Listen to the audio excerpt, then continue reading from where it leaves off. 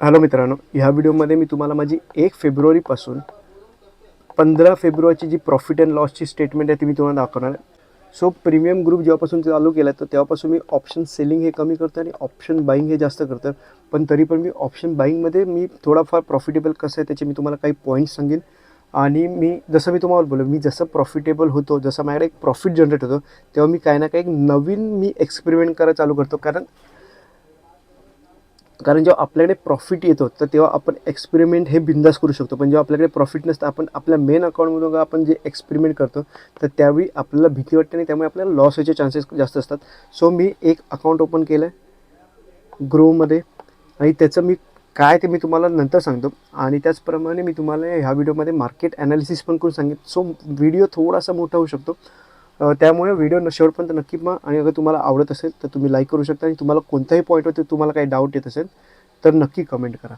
Okay, so व्हिडिओला सुरुवात करूया. मी पहिले तुम्हाला माझं एक ग्रोचं अकाउंट ओपन केलं तर त्या अकाउंटबद्दल बोलतो आणि त्यानंतर तुम्हाला माझी प्रॉफिट अँड लॉसची स्टेटमेंट दाखवतो. ओके, सो मी तुम्हाला अकाउंट पण दाखवतो. मी ग्रोचं अकाउंट ओपन केलं आहे, एकदा अकाउंट ओपन करून दाखवतो आणि त्याच्यानंतर मी तुम्हाला माझे डिटेल्स सांगेन.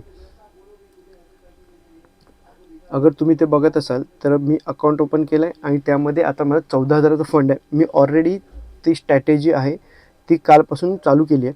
ओके, अगर तुम्ही ॲड फंडमध्ये बघाल तर मी कालच ऑल ट्रान्झॅक्शनमध्ये बघाल तर मी कालच आहे ते 13 तारखेला तो डिपॉझिट केला 15,000. त्याच्यामध्ये 1,000 रुपये माझा लॉससुद्धा झाला आहे. 660चा लॉस झाला आणि त्याच्यानंतर ब्रोकरेजचा चार्जेस एक्स्ट्रा लागलेत. ओके,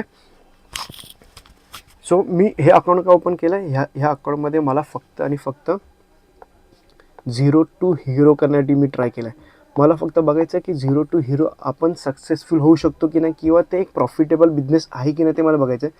कारण अगर तुम्ही बघत असाल की मी स्वतः मान्य करतो की 0 टू हिरो हे प्रॉफिटेबल नसेल, पण मला एक्सपेरिमेंटसाठी करायचं होतं त्यामुळे मी ट्राय करतो आहे. त्यामध्ये जी स्ट्रॅटेजी माझी नॉर्मल ऑप्शन बाईंगच्या अकाउंटमध्ये आहे ती स्ट्रॅटेजी मी फॉलो करणार. फक्त एवढंच असेल की क्वांटिटी साईज जास्त असेल, प्रीमियम हे कमी असतील, म्हणजे कमी प्रीमियमचे एका मोठ्या क्वांटिटीमध्ये बाय करून मी एक माझं अकाउंट आहे ते मल्टिपल करायचा प्रयत्न करेन. ओके, तर त्याची तुम्हाला डिटेल्स सांगतो. फक्त प्रॉफिटेबल कसं होणार ते फक्त मी 3 पॉईंटवरती घेणार. एक तर पहिलं ते मनी मॅनेजमेंट. ओके, पहिला पॉईंट असेल मनी मॅनेजमेंट आणि दुसरा पॉईंट आहे तो रिस्क रिवॉर्ड. ठीक आहे, फक्त ही डिसिप्लिन आणि प्रॉपर डिसिप्लिन, जास्त जबरदस्ती एंट्री नाही घ्यायचं, हे थर्ड कॉलम असेल त्याचा. अगर हे तिन्ही अगर मी फॉलो करून पण अगर मी प्रॉफिटेबल होतो आहे 0 टू हिरोमध्ये तर आय थिंक ते सुद्धा एक चांगली गोष्ट असेल. कारण माझ्या हिशोबाने तर 0 टू हिरो एवढा प्रॉफिटेबल बिझनेस नाही आहे.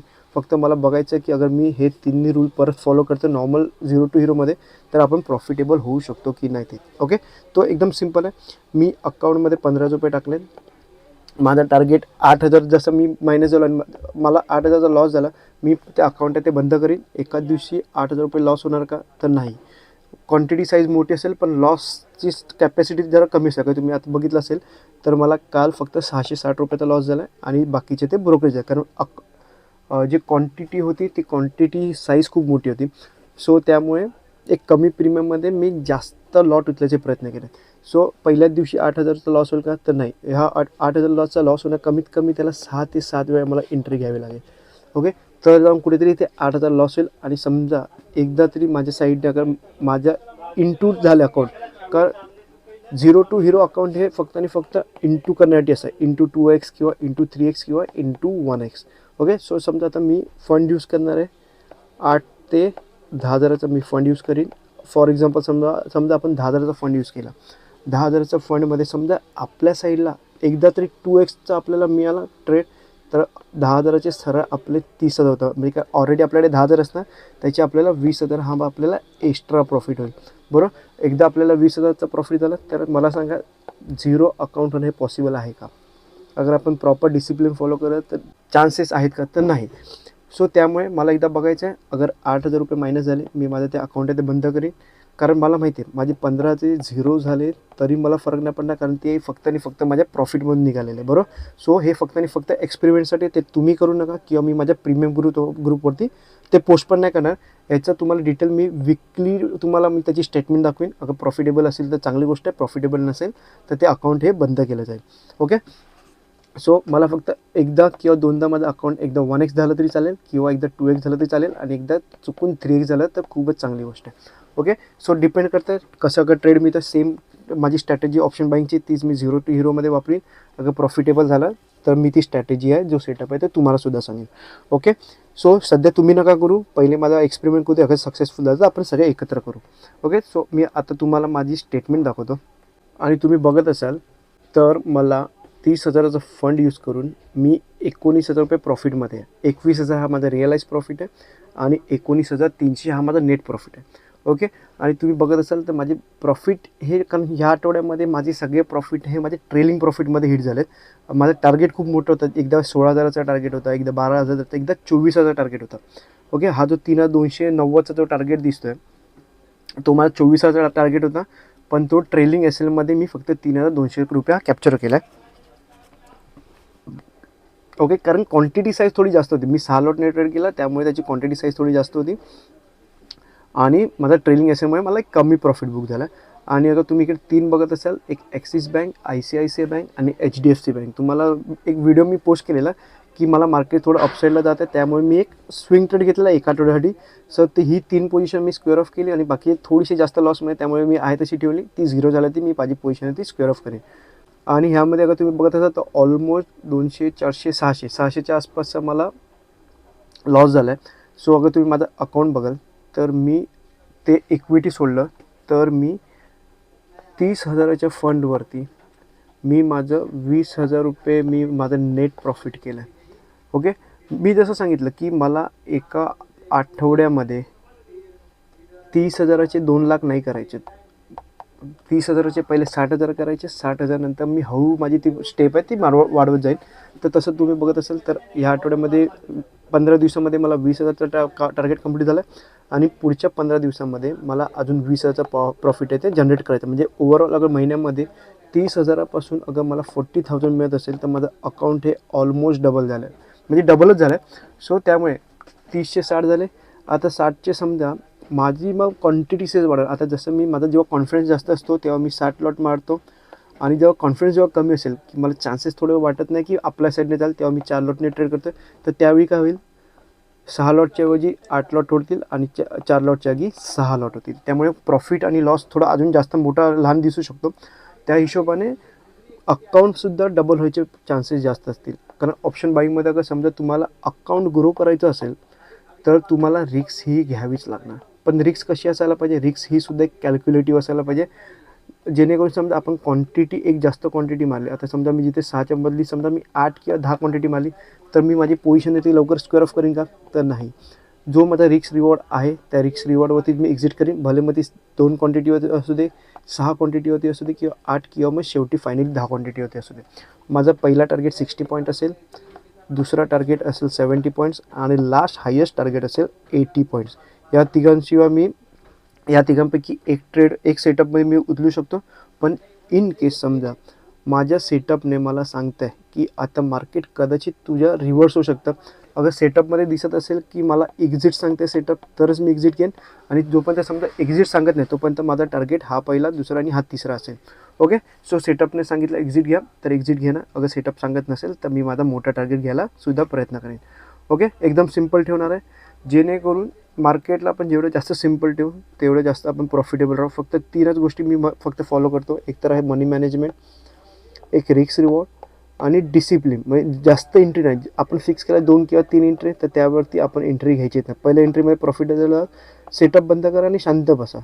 ओके. सिम्पल असं ठेवलं आहे. आणि तुम्हाला अजून काय डाऊट असेल तुम्ही कमेंटसुद्धा करू शकता. आणि मी एक ऑफर आणले तुमच्यासाठी एक टेलिग्राम चॅनलची, तर ती ऑफरसुद्धा ऐकून घ्या. आणि माझं ऑलरेडी माझा प्रीमियम ग्रुप चालू आहे, त्याच्यामध्ये मी माझी एंट्री घ्यायच्या आधी मी पोस्ट करतो, त्याचा SL सांगतो आणि त्याचं टार्गेटसुद्धा सांगतो. ओके. एकदा ट्रेलिंग SLमध्ये माझं टार्गेट किंवा SL होत असेल ते सुद्धा मी माझी एक्झिट घ्यायच्या आधी मी तिकडे पोस्ट करतो, जेणेकरून जे माझे मेंबर्स आहेत त्यांना एक प्रॉपर गायडन्स मिळेल. ओके. सो हा ग्रुप आहे तो फक्त आणि फक्त लर्निंग पर्पजसाठी. त्यामध्ये मी कोणत्याही प्रकारची टिप देत नाही. मी फक्त माझं सेटअप सांगतो आणि माझी एंट्री सांगतो, जेणेकरून तुम्हाला एक्झॅक्टली काय मी एंट्री कुठे आणि का घेतो ते. ओके. सो टेलिग्रामवरती ऑफर अशी असेल फ्री ऑफ कॉस्टमध्ये, त्याच्यामुळे तुम्हाला ₹1सुद्धा भरायची गरज नाही. ओके. सो मी तुम्हाला ती पहिले ऑफर सांगतो. एकदा तुम्हाला टेलिग्राम चॅनलवरती घेऊन जातो, त्यानंतर तुम्हाला एक क्लिअर अंदाज येईल. अगर तुम्हाला टेलिग्राम चॅनलवरती बघाल तुम्हाला एक वरती पिन मेसेज दिसेल, तुम्ही त्या पिन कमेंटवरती क्लिक कराल तर तुम्हाला एका पोलवरती घेऊन जाल आणि तो पोल तर तुम्ही एकदा नंतर वाचा आणि एकदा क्लिअर करा, त्याच्यावरती तुम्हाला वोटसुद्धा करा. ओके, त्यामध्ये एकदम सिंपल आहे. एकदा तुम्ही वाचा, त्याच्यानंतर तुम्हाला एक क्लिअर अंदाज येईल. आणि त्या पोलच्या खालचे अजून 1-2 मेसेज असेल ते पण क्लिअरली वाचा. आणि आता मी तुम्हाला सांगतो उद्या सोमवारी निफ्टी कुठे जाऊ शकतं आणि आपण स्वतः काय ट्रेड करू शकतो ते बघूया. एकदम सिंपल आहे, एकदम सिंपल ठेवूया. आणि मार्केट अगर तुम्ही बघत असाल, मार्केटने इथून एक बाउन्स बॅक केला बरोबर. आणि तुम्ही कालचा दिवस पण बघाल शनिवारचा, तर मार्केटने त्याच लेवलला एक सपोर्ट घेऊन वरती गेला. ओके, सो मार्केट काय करायचं, मार्केट समजा एक फ्लॅट ओपन होऊन अगर हा लो ब्रेक होत असेल तर मार्केट खाली जाईल. कारण अगर तुम्ही बघत असाल मार्केटने ऑलरेडी सेकंड टाईम सपोर्ट घेतला, तिथे एक छोटा सपोर्ट घेतला आणि त्याच्यानंतर मार्केट वरती गेलं. ओके, समजा मार्केट इथूनच असं परत इथे येत असेल तर परत एकदा तिसऱ्यांदा त्याला सपोर्ट मिळेल. पण इन केस समजा इथूनच अगर खाली मार्केट येत असेल आणि हा लो ब्रेक होत असेल तर मार्केट एक बऱ्यापैकी खाली जाऊ शकतो. सो त्या केसमध्ये आपण काय करू शकतो, हा लो ब्रेक झाला, आपण एंट्री घ्यायची डाऊन साईडला. मॅक्झिमम 2दा एंट्री घेऊ शकतो. 1:2चा टार्गेट कंप्लीट झाला. आपला SL हा कॉस्ट टू कॉस्ट करा आणि टार्गेट कमीत कमी 1:3 किंवा 1:4 ठेवा. ओके, कारण मार्केट आता हा लो ब्रेक केला तर मिनिमम त्याला टार्गेट पहिला तुम्ही इकडून ते हे मार्क करा आणि इकडून त्याचं डबल मार्क करा.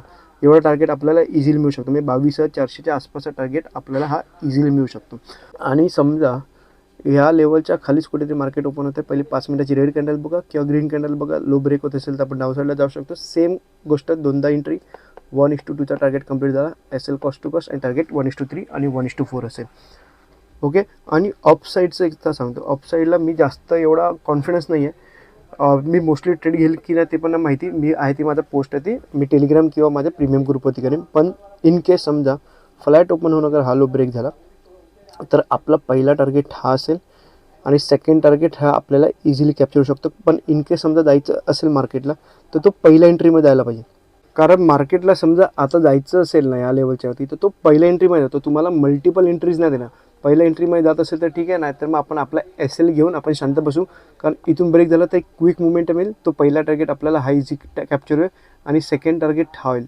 ओके, आणि ह्या टार्गेटनंतर आपल्याला एक्झिट केलेलं बरं, कारण मार्केटला डायरेक्टली अजून मोठा ट्रेड नाही करू शकत. ते मार्केट हे इकडे साईडवेज जाणार आणि आपला जो प्रीमियम आहे तो डीके होईल.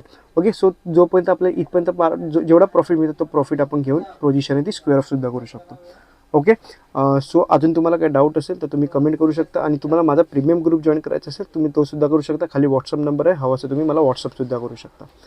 ओके, आणि त्याचप्रमाणे टेलिग्रामवरती तुम्ही नक्की वोट करा. आणि तुम्हाला काय डाऊट असेल तर कमेंट करा. हा व्हिडिओ आवडला असेल लाईक करा. धन्यवाद.